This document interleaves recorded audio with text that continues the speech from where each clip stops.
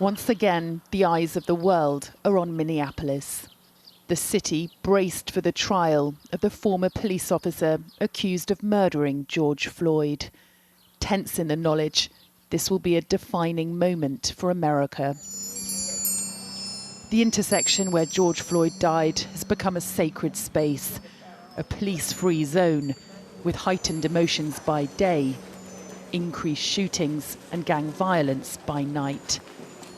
In the coming weeks, the jury will have to decide if what happened here was murder, if police officer Derek Chauvin intended to kill George Floyd when he knelt on his neck for nearly 9 minutes. Ken Rance, who served on Minneapolis Police Conduct Review Panel, is clear this trial is a big test for America.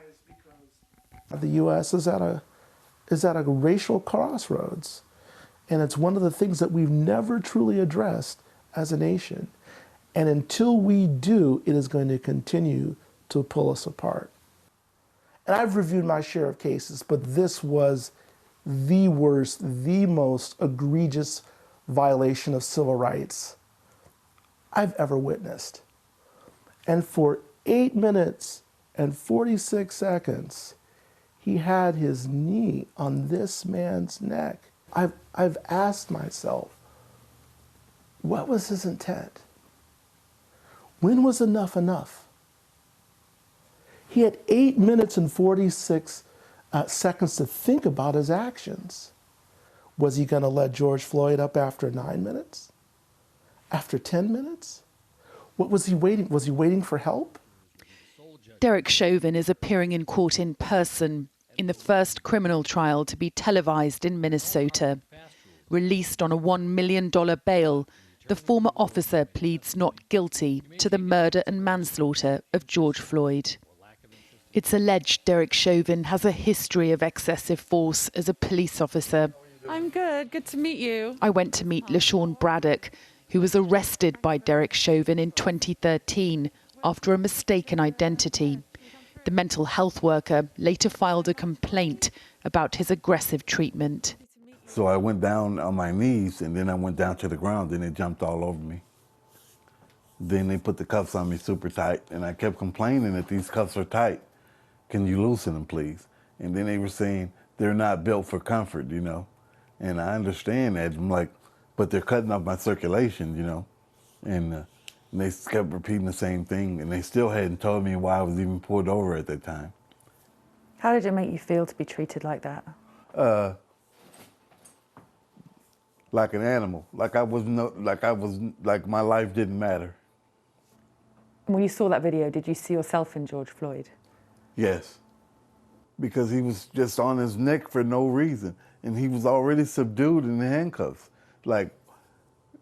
And pretty much, I was in the same position. It's scary because you don't know if you're gonna live.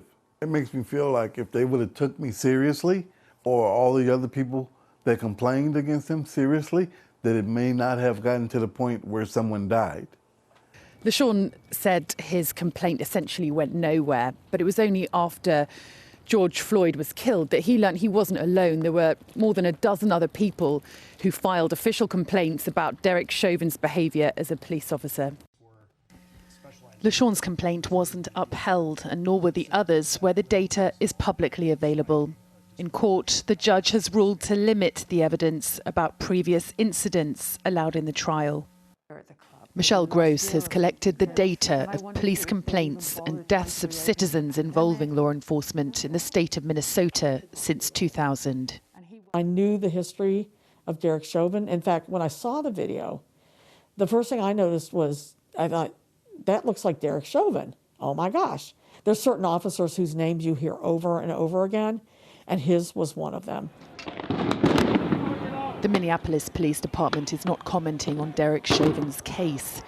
Protests last summer revealed the fragile relationship between the force and the community. A police precinct burnt to the ground as public trust went up in smoke, with angry calls for an overhaul of the system. Where were the checks and the balances? Where were the reviews? Where were the psychological evaluations? You know, what might some of those other complaints have, have led to, and were they addressed, where this individual could still be on the streets harming people? And that's completely unacceptable. And unfortunately, Black people in this country bear the brunt of that. The heavy security outside court is a fraction of what we'll see in the coming weeks. 2,000 members of the National Guard will be mobilised by the time of the verdict, with law enforcement ramping up throughout the trial.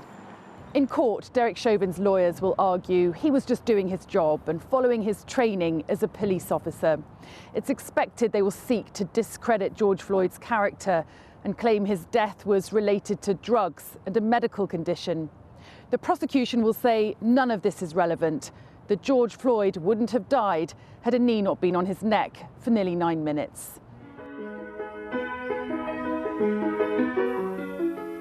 George Floyd isn't here to see the impact his death has had on the world.